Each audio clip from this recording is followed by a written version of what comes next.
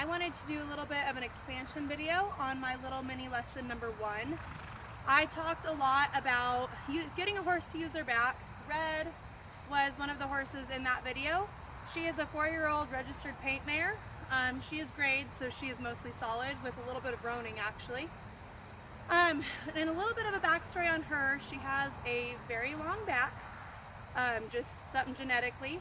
And because of that, it's going to take a lot more work to keep her back strong and healthy, and keep her from going sway back as she gets older. So in that video, you guys saw her already bitted up, but today I want to take the time to walk you through what it is that I do to get them to that point.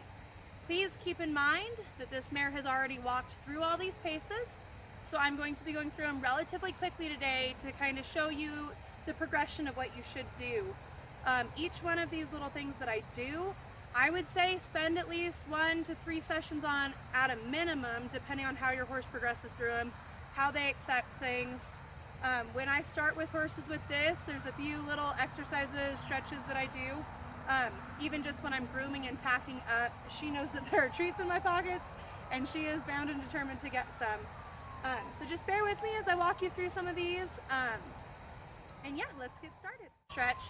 But basically what you do is you take a hoof pick and just the very tip of it, you're going to run it along the underside of your horse.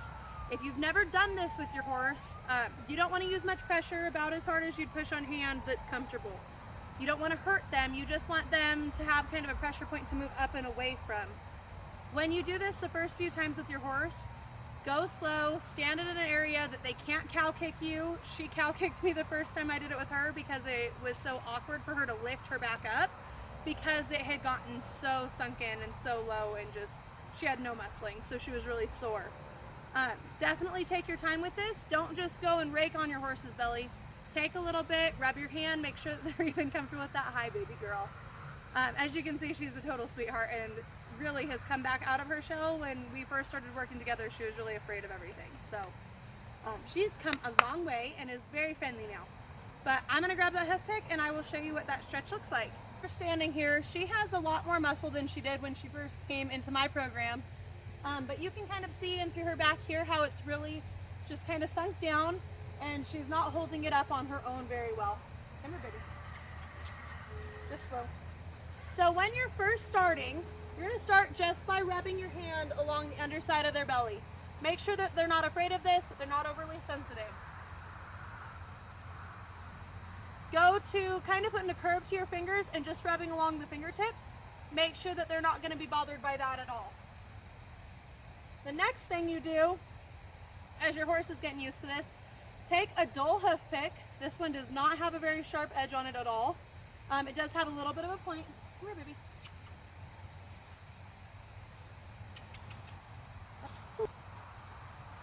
And you're going to press your thumb or one of your fingers, I don't know if you guys can see that, just ahead of it so that there's just a little bit of a nub that sticks up. And then you're going to go, you'll feel a center line down their stomach, and you're going to rub straight from the front in between their legs all the way back, just along that center line. So good. And watch her back as I do this. You'll see it come up probably at least an inch.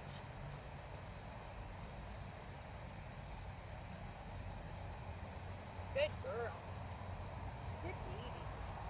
Always make sure to praise them afterwards. The first time I did this with her, her back actually popped because of the lift that she got out of it. Come here. Go, stand. Good girl. Come here. Whoa. Stand. You can see how much she lifted and how much that muscle flexed through her back. From there, once your horse has kind of started to understand what you're asking when you tap or put pressure on the underside of their stomach, there's another little trick that I like to do just with the halter and lead rope before I ever get to the point of wanting to bit them up. And basically, what I do is I take just a little rod like this. I think it's actually used for cattle typically. There's no hooks on the end, it's just a little rubber nub. And I'm not going to ever hit a horse with a whip or anything like this. Basically what I'll do is as she's going around in a circle around me, I'll use the tip of this to just tap the underside of her stomach and basically cue her the same way that the hoof pick did. So as it touches her stomach, she's going to flex her stomach and lift her back. And that's the first step of just getting her to do it in motion. So I'll show you guys a few steps of that with her. As I said before, she has already done that. As she's going around, you'll also notice that I will tap her here. Whoa, good girl. And I'll also just rub or tap here as she steps forward. What that does when I tap here is it tells, good girl, just slow baby. It tells her to take that hind leg and move it up underneath her belly more so that she's not getting short strided behind and she's actually using all of her hip muscles all through her butt. So I'll just send her out. I'll let her take a few steps. She carries herself so much better now than she did when we first started. Before, she had her head straight up. She had huge muscling under her neck. Good girl. Now she's stepping. I'll just keep in time with her. Just tap, tap, tap, tap. And you can see the little muscling along the top of her back. We'll flex just a little bit more.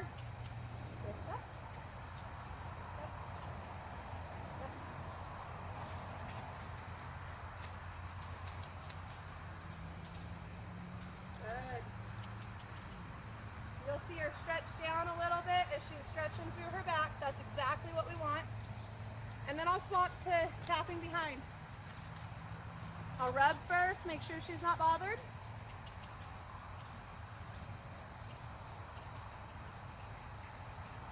Good.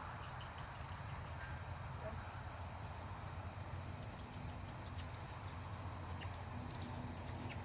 Just send that leg underneath her belly a little bit.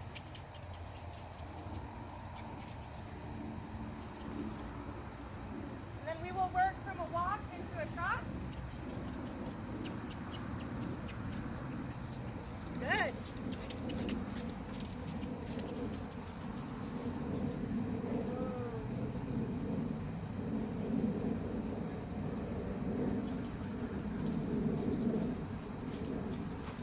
She's already ready for it. She's anticipating what I'm asking her, or what I'm going to ask her to do. Because like I said, she has been asked this a lot in the last couple of weeks.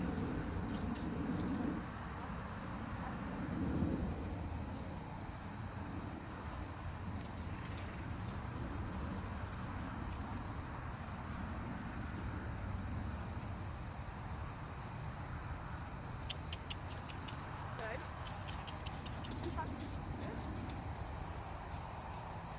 Good girl, Red.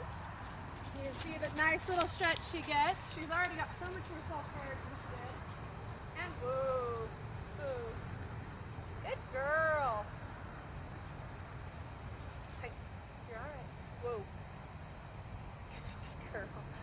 Once you've kind of mastered that with your horse, and you've gotten to a place where you feel like they're already kind of moving really relaxed, they're not bothered by much of what you're doing, and they are starting to stretch, starting to understand what you're asking when you tap on their belly, then the next phase of that would be, if you're going to ride your horse in a bit, you'll use a bit. I will show you the one that I use. It's very gentle. You can also do this with them in a halter. If you do, make sure that your halter is not too low. You don't ever want to inhibit this part of their nose. It's very sensitive in through here. There's not a lot of bone there. And you don't ever want to hurt your horse when you're working with them. You want this to benefit you and them, mostly them. If they're happy and they're using their whole body, they're going to give you so much more than if they're in pain at all through this. You also don't want your halter clear up by their eyes. You want it about where you would put a hackamore or a bosal or anything like that. I don't know if I say that word funny. My husband tells me that I say it funny all the time. But so it would start here. With her, her owner wants her in a bit, so I'm going to do that. I will go into the tack that I use, the types of bits, the halters, things like that in another video. But let me grab that bit and I will show you a little bit of why I like to use it for this kind of work. Good girl, Red. All right, now this is the setup that I use. It is an O-ring snaffle with a 3 break in the middle. So what this does is, unlike a regular snaffle that just buckles in the middle, it can't buckle down on their mouth. So when it's sitting on their tongue, it holds its shape.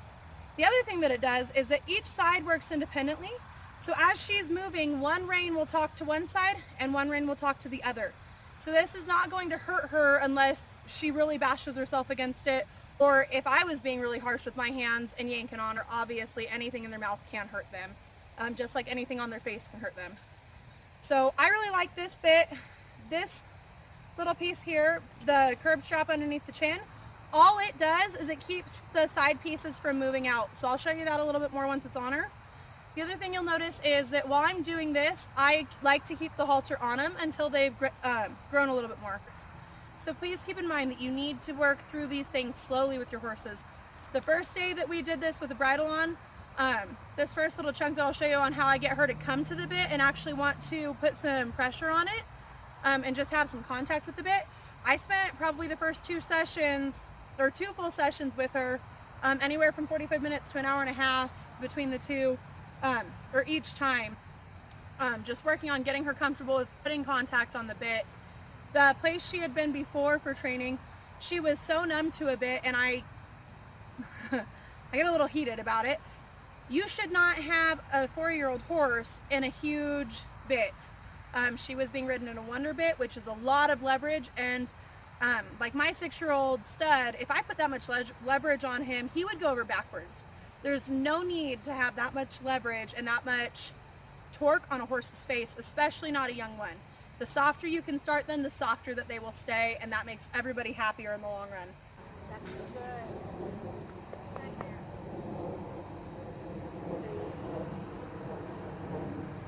So when the bit is on, the reason I have split reins is because I will run them through underneath and then up to their back. I'm going to ask her to drop down a little bit and leave that laying there. Good girl. Get a hold of it so that I don't lose it. And then this rein, you'll see what I did. So basically you come straight back from the bit, in between legs, and then up to me in their back. Good girl. And then I just tie a little knot, make sure that you're even. You don't want this too tight. You want to start this super, super loose so that they can fully move their head. Okay. Like I said, she's been doing this a little bit longer, so she's used to the pressure, and she understands that the easiest way to get away from that pressure is by dropping her head, which in tune will help her to lift her back. When I first put them on like this, come here baby girl, so I don't have to yell. Good girl, Red. When I first start bitting a horse up like this, I want it super loose. And I don't typically use treats when I'm training, but I have itty bitty treats that I will use for this. Basically, once the bit is in her mouth, I want her to stretch her head down and out, causing her to stretch all the muscles in through her neck, in through right here. As you can see, she still bunches up a little bit right here, and it's hard for her to really stretch that out. So I want her to stretch out as far as she can without taking a step and come to contact with that bit and just learn to associate it as being a good place to be. I want her to understand that that's a comfortable place, that she's not going to be hurt by the bit if she touches it. Down and way out and really stretch in through this part of her neck. Good girl. Good girl, come on, come get it. There you go. That's good. If you're not used to the horse, if you're not comfortable with the horse, I do not recommend kneeling. Keep in mind I've been working with this mare for about 3 weeks, plus I've known her since she was born, so I'm a little bit more courageous with her than I would be with most horses. Definitely keep in mind safety at all times. Please be safe when doing this. If you want to stand kind of out to the side and just really stretch down, good girl. All the way. Come here. Come here. I know the bugs are getting you, baby. Way down. Yes, good girl. Now just ask her to hold it for a minute. Good girl. Let her enjoy her little treat for a minute. And then next, what I will do after I've gotten a horse to where they're really coming to the bit, they're being okay about accepting it, they're not being bothered by it. Let's do one more. Way down, way straight. Good. Come on. Come here. There's good. Yes. I will take that same pole that I used before. While they're bitted up, I will keep them, I like to use just a long lead rope. That way they're within arm's reach. It's really easy to control where they go. But while she's bitted up, I will take the same little rod, and I'm going to do the same thing that I did when she was just in the halter and not bitted up. So I'm going to send her out in a circle. Good girl. The biggest thing is forward movement. Red. She says that you happy. Red. Good. I'm just going to get her going forward. Remind her what we're doing a little bit. And there. So she tends to curl through this same muscle that I told you she gets really tight in. So I want her really stretching down and stretching that muscle really long.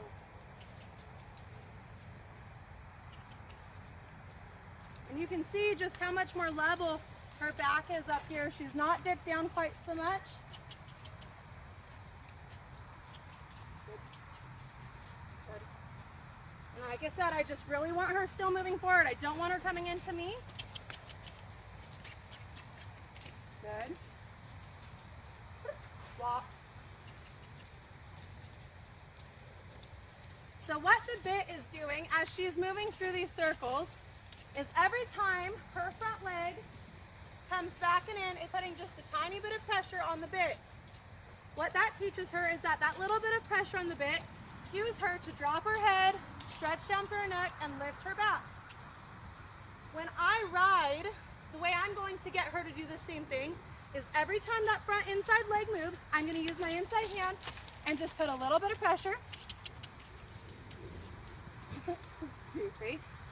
But I'm just going to put a little bit of pressure and use the same exact thing that she is teaching herself right now, that to give from that pressure and find a place where there's a release.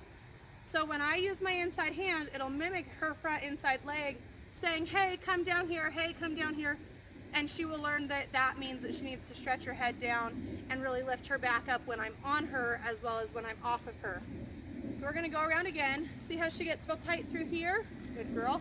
If you watch her move from side to side, you can see that that kind of flexes and come down, good girl. And this, whoop, she says, I'm not going to show you. This muscle up here is basically like when you have a knot in your neck, and it will actually roll from side to side. So we're working on getting that loosened up and broken down and getting her stronger across her whole top line, not just here and here. Down, down. So I want her stretched down when she's resting, just the same, and really long, and I'll actually kind of rub on that muscle when she's resting as well. Keep in mind, like I said, I'm moving a lot faster than I normally do when I'm working through these paces. Good girl. Good. Good. Good. Good. Good. So you really want to go to the bit there. That's very nice. Good girl. And then send this hip forward. Send it forward. Really get her stretching really long up and underneath her belly. Good girl. And shut. And shut. Good. See her get a little locked up in her pole. That's what we want. Nice long stretch. Lift, lift, lift, lift, lift, lift. Even more. Good, Red. Good. And as you see there, she gets a little bit more impulsion in her step as she lifts her back. Good.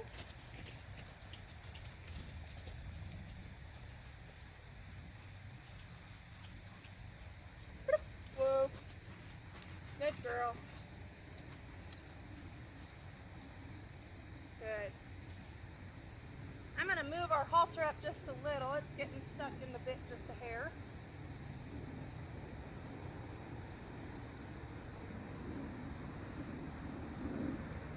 And I'm also, drop, drop, drop, good. Going to tighten her up just a little bit so that she can feel herself just a little bit more as she's moving. We're going to go the other direction now.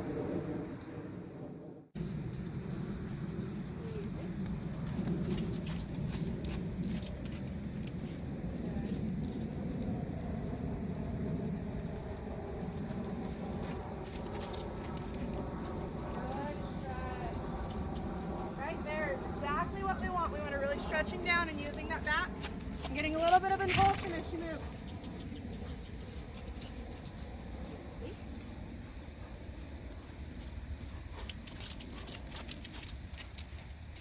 Good, Dad. Good. One once I have a horse comfortable with that, then I will move to using the full round pen, and even an arena if you have it. After the round pen, work through it baby steps. And basically what I'm going to let her do is I'm going to let her really be able to stretch her legs on a bigger circle. And you'll see as she kind of figures out without me telling her to lift her belly that that pressure on her bit means to stretch down. She knows that when you touch here, that she puts her head down. So any pressure on the pole from the bridle will also tell her to stretch her neck down.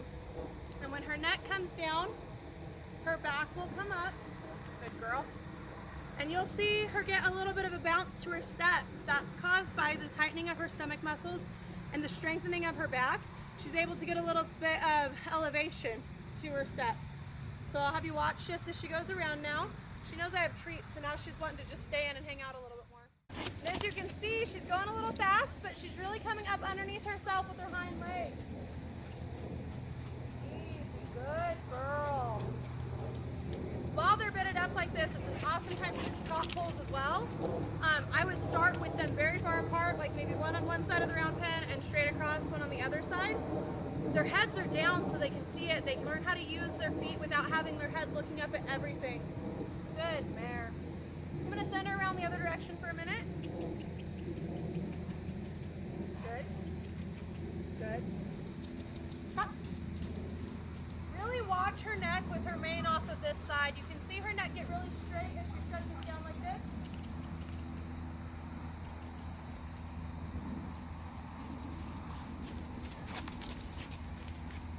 And you can really see her use her whole body, her whole hip, her whole back.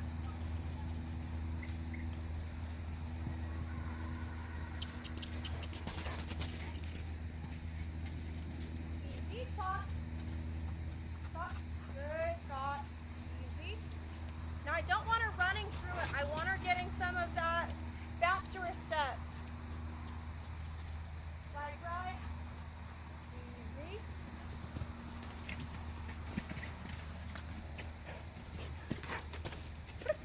Trot.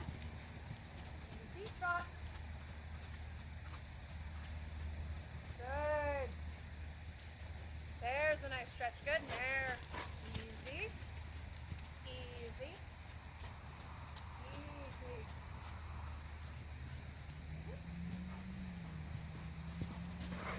Oh. Oh. Oh. Oh. Good girl. Come on, silly. Come on. That's a good thing. That's nice. And again, when she's standing here, especially while she's bitted up, I really want her down low. I'm going to really work on that muscle for her, especially because she is so bulgy here. So that kind of concludes a little bit more in depth on how I get my horses to the point of bitting up. As you can see, Red here is doing pretty good. She really understands what we're asking. I like to stick with stuff like this for a while. I want her to get a lot of muscling through her back and through her hip. She already has a ton more than when she first came back into my program. Some other little things that I will do for them just to change the game up is, like I said, using trot poles when they're bitted up as well as when they're not. Another great thing is if you have access, don't rub that hard, that's not nice. Put your head down. Go down there, good girl. If you have access to little cavalettis, or even like I've got the blue barrels over here, when they're not bitted up, you don't want to have your horse, like I said, be afraid of anything. Can you stop it? Go somewhere. Good girl, go play. You don't ever want to damage their confidence, so I would say not bitted up to start because you don't want them yanking their head up and yanking on their mouth. But even some little blue barrels, not metal ones, I would use plastic. Get them jumping them. When a horse jumps, they have to lift their back up to get up and over the jump. So if you have a horse with a back that's really weak, very much start very low to the ground, work up their confidence. You don't ever want to force them into anything. You want them confident in you and what they're doing. But that'll teach them how to pay attention to their feet. It will get them lifting their back without you actually having to tell them to. And it just gives them something different to do on the regular basis. So they're not just stuck going in circles over and over and over again. Another thing I would say when you're starting with stuff like this Do it in 15 to 20 minute increments. When you're first starting, you know, just cueing them to lift their back, do it 2 or 3 times, go do something else. If that means that you just leave them loose in the round pen for a minute, hey, that's enough. You okay? Why you get scared? We have had coyotes and mountain lions on our property, so who knows what's scary right now. Good girl, you're all right. You're okay? Yeah, okay, down. Good girl. So yeah, 15 to 20 minute increments as you're doing these things. When you're cueing them from their belly with the whip or whatever you have, don't hit, just tap, and do it in, you know, 3 to 5 at a time, and then do something else. Switch directions. Stop and just walk a different direction and then start again. Give their brain a break and a chance to process what it is that they're doing. When you go to bitting up, I will push them around a few laps, you know, even just 1 or 2 laps on the lead when you're first starting, and then stop, loosen it, restart, go through the paces, really take your time. Don't be afraid to spend time with your horses. It will just make everything better for the both of you. I read something when I was about 15 years old and it stuck with me for a long time, and it was, if you approach a horse like you have 5 minutes, it will take all day. But if you approach a horse like you have all day, it'll take you 5 minutes. And that's something that I choose to just kind of live by with them. I do it as long as they need. If that means that we work for 15 minutes and they're doing really good, I stop. That means that we're doing stuff, you know, off and on for 2 hours. Obviously not super intense work, but just working through things until we can get to a really good point. Then we stop. Let's don't push the camera down. Silly girl. But I hope you guys have enjoyed this. Please be sure to leave a comment below with what you like, something that you might be interested in seeing in the future.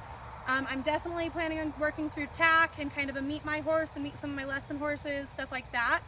If there are things that you're having trouble with that you're wanting some extra guidance on, absolutely leave it in a comment below and I will be sure to get back with you and let you know when you can see that from me. I don't ever want to tell anybody that they're doing anything wrong. I just want to show you what I've learned that has worked for me and for my horses and just add value.